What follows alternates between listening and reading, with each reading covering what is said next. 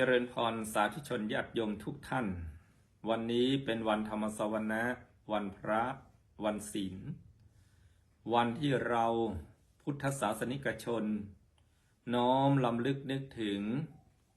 พระพุทธศาสนาอันเป็นหลักจิตหลักใจของเราน้อมรำลึกนึกถึงพระรัตนตรัยคือพระพุทธพระธรรมพระสงฆ์น้อมรำลึกนึกถึงตัวเราเองว่าเมื่อถึงวันพระเราควรยกระดับปรับจิตของเราให้เป็นพระผู้ประเสริฐด้วยทานประเสริฐด้วยศีลประเสริฐด้วยธรรมภาวนาอย่างน้อยก็1 วันในรอบสัปดาห์สาธุชนญาติโยมทุกท่านที่สุดของมิตรคือความรู้ที่สุดของศัตรูคือป่วยไข้ที่สุดของรักใดคือรักตนที่สุดของแรงดลคือแรงกรรมโบราณอาจารย์ท่านจึงกล่าวว่าไม่มีมิตรใดเปรียบความรู้หาศัตรูใดเทียบเปรียบเจ็บไข้รักตัวเองยิ่งกว่ารักใครๆแรงอะไรไม่เข้มแข็งเท่าแรงกรรมเรามีเพื่อนเป็นร้อยเป็นพันแต่วันที่เรานอนอยู่บนเตียงคนไข้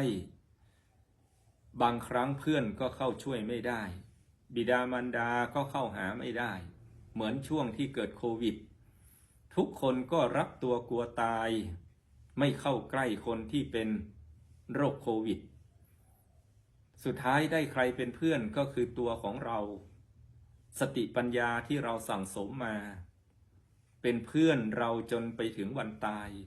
ด้วยเหตุนี้พระพุทธเจ้าจึงตรัสว่าไม่มีมิตรใดเปรียบความรู้ที่สุดของมิตรก็คือความรู้แม้แต่ตัวของพระบรมศาสดาสัมมาสัมพุทธเจ้าเองพระองค์มีเพื่อนร่วมกันมากมายพระสาวกบางองค์ตามไปเกิดร่วมภพร่วมชาติกับพระพุทธเจ้ามานับชาติไม่ถ้วนเป็นเพื่อนกันมาเช่นพระสารีบุตรโมคคัลลานะพระอานนท์เป็นต้นแต่สุดท้ายในวันที่พระพุทธเจ้าตรัสรู้สู้กับพญาวัสวตีมารไม่มีเพื่อนคนไหนอยู่ด้วยเลยพระพุทธเจ้าก็อาศัยเพื่อนที่ดีที่สุดก็คือความรู้บุญบารมีที่ทำมาได้ชนะพญาวัสวดีมารก็เพราะว่ามิตรที่ดีที่สุดก็คือความรู้หาศัตรูใดเทียบเปรียบเจ็บไข้ที่สุดของศัตรูของเรานั้นก็คือความป่วยไข้ศัตรูข้างนอกมาซ้ายก็เห็นมาขวาก็เห็นแต่ศัตรูที่มองไม่เห็นก็คือความเจ็บไข้ได้ป่วยเราก็ต้องรักษาสุขภาพตัวเองที่สุดของรักใดคือรักตน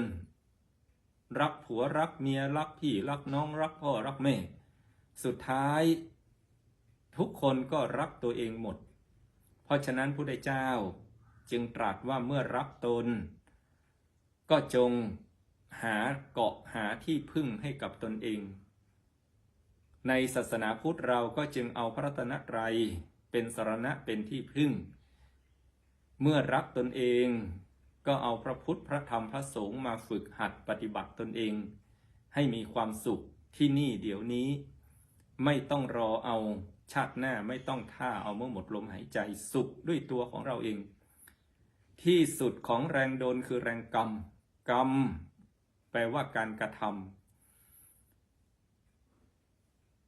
ชีวิตเราจะเป็นอย่างไรอยู่ที่เราได้ทำอะไรไม่มีใครดึงเราขึ้นสวรรค์ไม่มีใครดันเราลงนรกได้สวรรค์นรกอยู่ที่กายเราทำคำเราพูดนั่นเรียกว่ากรรมเพราะฉะนั้นในทัศนะของพระพุทธศาสนาการแก้กรรมก็คือแก้ไขพฤติกรรมกายทำดีปากพูดดีใจคิดดีก็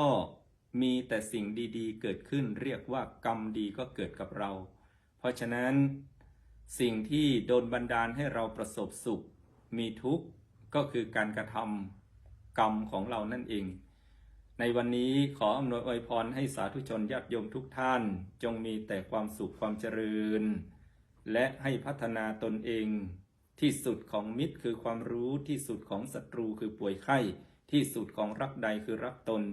ที่สุดของแรงโดนคือแรงกรรมขอมีความสุขความเจริญด้วยกันทุกท่านทุกคนเทอญ